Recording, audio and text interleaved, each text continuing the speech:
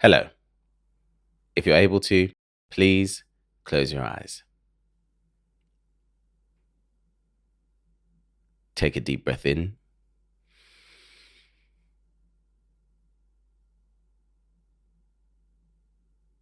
and a deep breath out.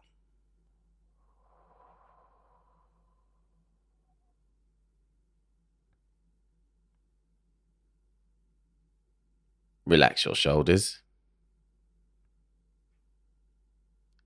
Unclench your jaw.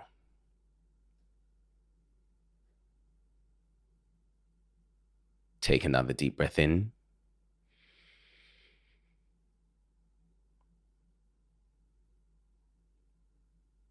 and another breath out.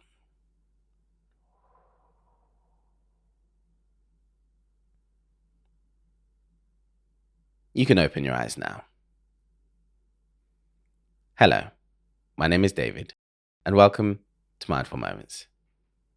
How are you today? I hope you're well. I am very well, thank you. In fact, I'm on cloud nine. I'm in a most wonderful mood. This is the first episode since our first ever live show. This is the first ever Mindful Moments live show. We had our first live show. I had my first live show, and it was the most wonderful experience. Thank you so much to everybody who came and made it such a wonderful evening. It was an absolutely wonderful, wonderful time. For a good week afterwards, my mum texted me every day saying, I can't stop thinking about the live show. My mum came as well, obviously. It was just a really wonderful time. I felt so honored to be with you. I felt so happy to be with you. I was so grateful for the environment that was created in the room. There was one point where I asked everyone to turn and talk to the person next to them for a couple of minutes, and everyone just got along great. It was just a really wonderful time, and I'm very grateful for this community. I'm so happy that I anticipated it being such a wonderful time, and it somehow exceeded my expectations. It was just marvelous. Even the Q&A at the end went on for longer than we anticipated, and there were still more questions. So if you didn't get to ask your question in the Q&A at the time, make sure to put it in the Q&A for episode 60. As you know, every 10 episodes, we do a Q&A on the podcast. But all that to say, thank you so much for making the first live show such a wonderful experience. There will be many more. And even in the case of this live show, there wasn't actually that much time before the show itself when I announced it. So the fact that we got such a lovely turnout, that so many people came, and that it was such a lovely experience, just bodes well for all the live shows that are to come, because there will be many more.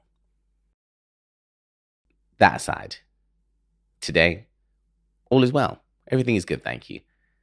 It's always funny whenever you have a big thing happens. There's always a slight dip afterwards. Yeah, whenever something big happens, especially something good, because your emotions are so high, there then is an inevitable dip in your emotions. Not necessarily a low, but just because you were so high, naturally you just come down to where you usually are, and that maybe feels a little bit lower than it did beforehand. And I kind of want to talk about that today. I want to talk about plateaus, and when we're at a point where nothing much of note is happening, where there isn't really an answer to the question, what's next?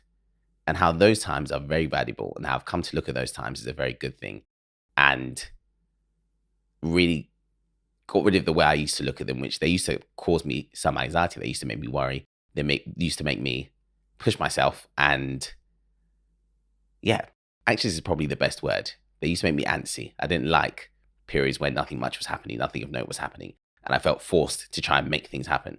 But those periods are actually very valuable for us. They offer us a lot. And I want to talk about that today.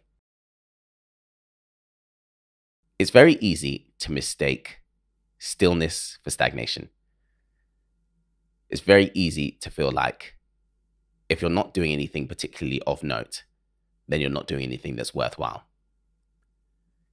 When we have those periods where there's not much going on, where it feels like there's not much to talk about, where it feels like we're not achieving all that much, when it feels like there's nothing we can put our finger on or point at and say, yeah, I'm doing this big thing, or I'm making this big thing happen.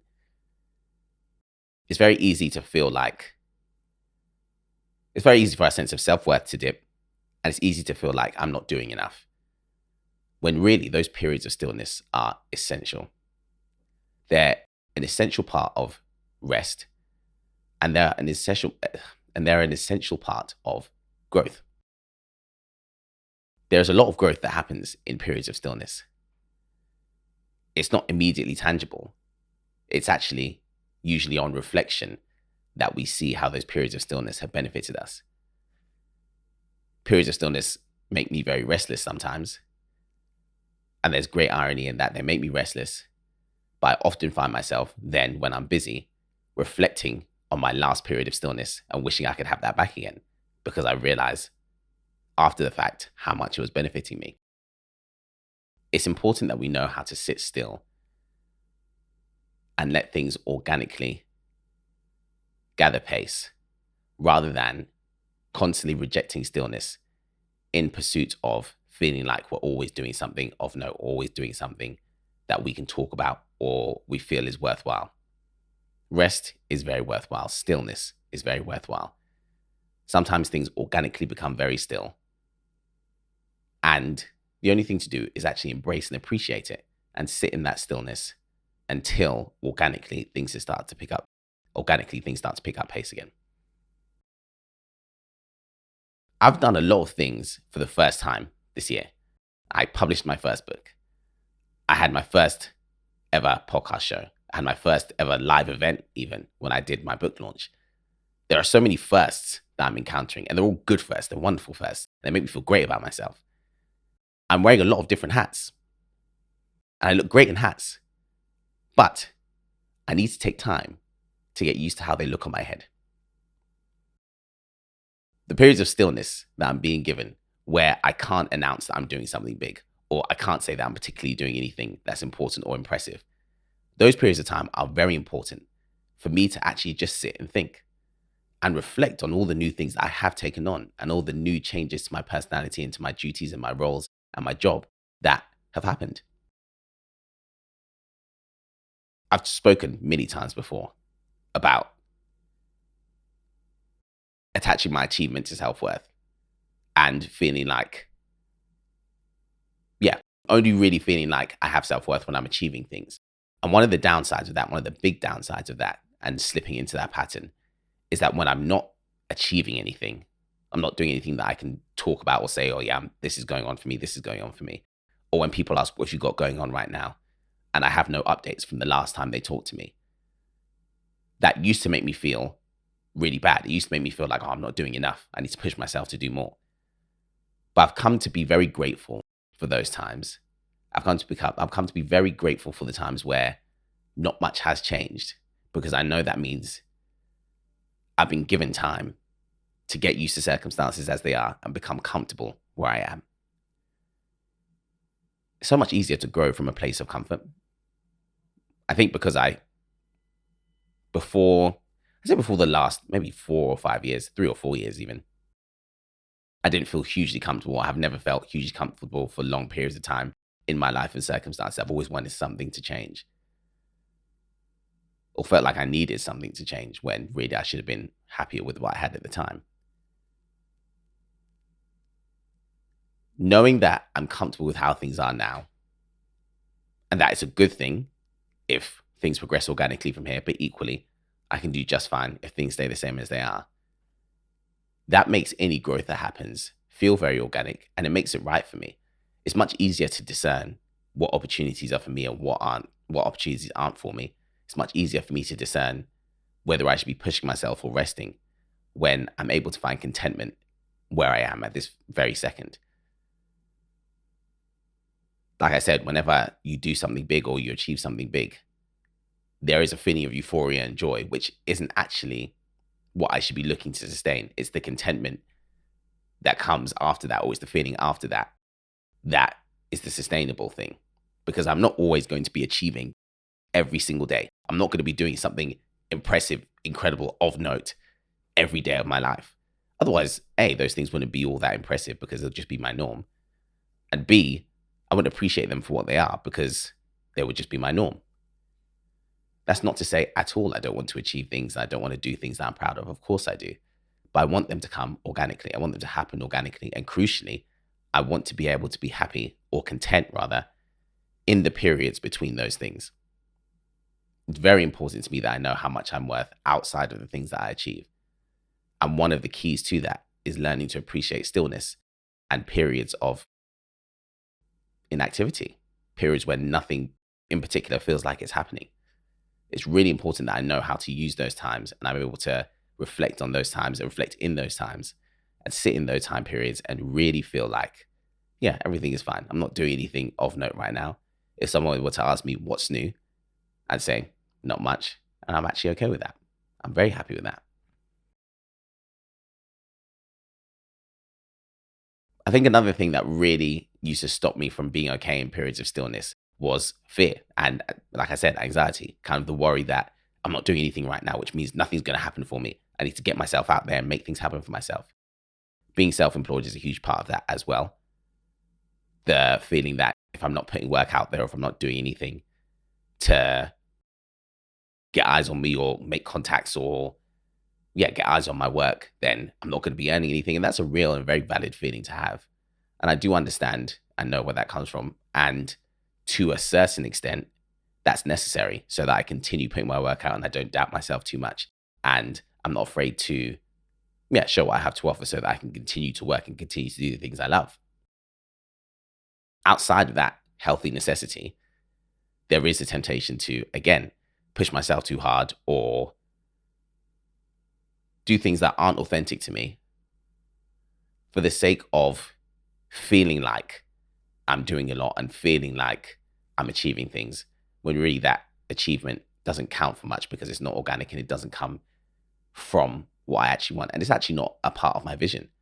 My vision for myself, my goal and desire for myself is to consistently create organically and authentically, reach a community of people who feel the way about the things I create that I want them to, and to earn my living from that. I'm very, very fortunate to be doing that. And that's something I want to maintain. And to do that, I have to retain integrity. I have to retain respect for my community and I have to retain respect for myself. If I want to stay true to my vision for what I want, rest and stillness are a huge part of that vision. Periods where I'm not actually achieving anything and I'm not actually able to say, oh, I'm doing this amazing thing or this thing that's objectively massive for my career. Those things don't happen all the time, which is why they're so special. And those things shouldn't be happening all the time. It's healthy for those things not to be happening all the time. For me to actually stick to my vision, the truth of my vision is there is rest in my vision. There's stillness in there. There are times when not much is going on. And in those times, it's actually where, even if I'm not aware of it, I'm reflecting and contemplating and understanding things and growing used to the new versions of myself to a point where I'm then able to create again from an organic place and the cycle starts anew. It's a very healthy part of the cycle to be still. And it's important to know how to sit in those periods of stillness without fear, without anxiety, and without doing things that aren't true and authentic to me just to feel like I'm doing things and achieving things. There's an ex-basketball player called Steve Nash. He was the MVP of the NBA multiple times. And in one of his MVP speeches, he said something that I really loved and lived by. He said that if you are patient, the plateaus turn into springboards. And that is something that really, really sticks with me. I really like the visual of. When things are still and when things feel like they've plateaued, it's very easy to feel bored in those times. Like I said, it's easy to feel anxious, fearful.